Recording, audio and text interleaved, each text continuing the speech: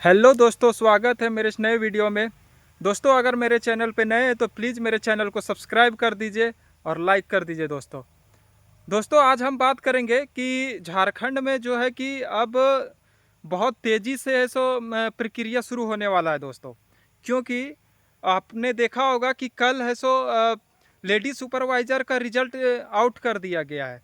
लोग दबाव मतलब जो भी हमारी बहनें महिलाएं थी वो दबाव दे रही थी कि अब तक इतना टाइम होने चला है एग्ज़ाम लिए हुए, अब तक रिजल्ट आउट क्यों नहीं हुआ। तो दोस्तों, बहुत ही खुशखबरी वाली बात है कि अब हम लोग जो उत्पाद सिपाही, एलडीसी, क्षेत्रीय कार्यकर्ता और भी जो तमाम वैकेंसी जो लटकी पड़ी हुई दोस्तों, अब बहुत जल्द होने की कगार पे है। कब झारखंड सरकार क्या करती है उसका कोई अता पता नहीं है। कब लेकर के और धाए से निकल जाएगी पता नहीं चलेगा। इसलिए आप लोग तैयारी करते रहिए दोस्तों। चूक नहीं होना है। एक बार चूक हो जाइएगा, जीवन भर फिर झारखंड के नौकरी के तरफ आंख उठा करके भी देखना मना है दोस्तों। क्योंकि आपको पता है कि जब 8-10 साल से 12 साल से जो नौकरी लटकी पड़ी हुई है और वो गलती से आपके हाथ से छूट जाएगा तो आप भूल जाइए, आप दादा बन जाइए, फिर भी अगला उस समय नौकरी नहीं आने वाला है। तो इस चीज़ को आप लोग ध्यान दीजिएगा दोस्तों, ठीक है। और बात करेंगे कि सब जगह नीति लागू है दोस्तों। झारखंड में कोई नीति है सही, बताइए? कोई भी नीति सही नहीं है। बिहार में एक अपना नीति बना हुआ है, झारखंड में क्यों है, क्यों नहीं है? क्यों नहीं है झारखंड में? यहाँ की झारखंड सरकार नहीं चाहती है कि हम लोग को नौकरी हो। कम से कम ग्रेड सी 4th ग्रेड का तो नौकरी हम लोग राज्यवासियों को दे दीजिए। और स्टेट में ऐसा क्यों है? और स्टेट का गवर्नमेंट ऐसा क्यों है? अपना नीति बनाया, उस पर कोई केस नहीं होता है। यहाँ एक नीति बनता है, तुरंत रद्द हो जाता है, उस पर केस हो जाता है। ऐसा क्यों देखने को मिलता है? ये हमारी सरकार से प्रश्न है, ऐसा क्यों होता है कि यहाँ का नीति सही से एक ढंग से नहीं निकल सका। जब से झारखंड बिहार से अलग हुआ है तब से एक सही से नीति नहीं लागू हुआ है। ना ही बाबूलाल मरांडी के केस में हुआ, ना ही और भी तमाम जो मुख्यमंत्री यहाँ पदस्थापित हुए, किसी के कार्यकाल में है सो नीति सही से लागू नहीं हुआ जो कि सही अच्छे खासा समय तक टिक सके। तो इस चीज़ों पर हम लोग को दबाव डालना पड़ेगा दोस्तों, मिल करके, कि कम से कम सबसे पहले नीति बनाया जाए, एक बढ़िया नीति बनाया जाए, ताकि और कोशिश किया जाए कि जितना ज़्यादा से ज़्यादा हो सके यहाँ के लोगों को नौकरी हो। अब ग्रेड सी ग्रेड 4th का नौकरी भी अगर बाहर वासी ले जाएंगे तो फिर यहाँ पर हम लोग क्यों है? फिर झारखंड अलग हुआ ही क्यों?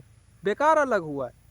नहीं होना चाहिए था। इससे अच्छा अगर बाहरियों को नौकरी ही देना है, लो ग्रेड का भी, तो छोड़ देते। क्यों झारखंड को अलग करवाए? जब आप में इतना दम ही नहीं है कि अपना खुद का नीति लागू कर सको, तो फिर आप क्यों इस झारखंड राज्य को अलग करवाए थे? अरे हम लोग को जो पुरखों वाले दादा लोग जो थे हम लोग के, वो झारखंड को अलग कराने में इतना योगदान दिए कि उन लोग को बलिदान को भूल जाइएगा। कितना संघर्षों से गुजरना पड़ा झारखंड को अलग करने में। तो यहाँ के नेताओं से गुजारिश है कि प्लीज़ एक सही सा नीति बना करके और झारखंड वासियों के लिए सोचिए। क्या हम लोग आपके राज्य के वासी नहीं हैं? सिर्फ अपना ही देखिएगा। ये गलत है, ये सरासर गलत है। ऐसा नहीं होना चाहिए। मुझे उन लोगों से अपील है जो बड़े बड़े मंत्री बड़े बड़े पद पर बैठे हैं, कृपया कर इस पर सोचने और विचार कीजिए।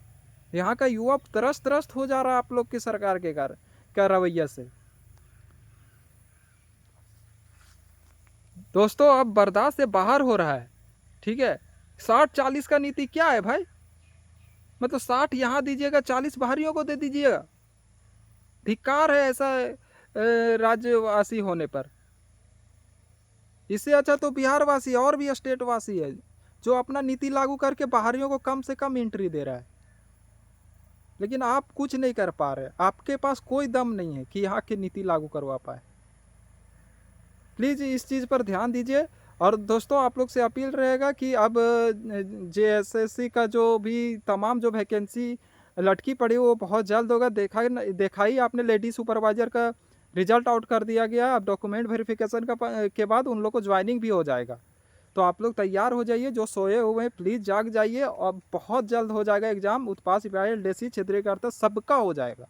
ठीक है, लगातार कब आ देखिए, अब कोई सोच सकता था लेडी सुपरवाइजर का कल रात को तुरंत दे देगा, लेकिन दे दिया।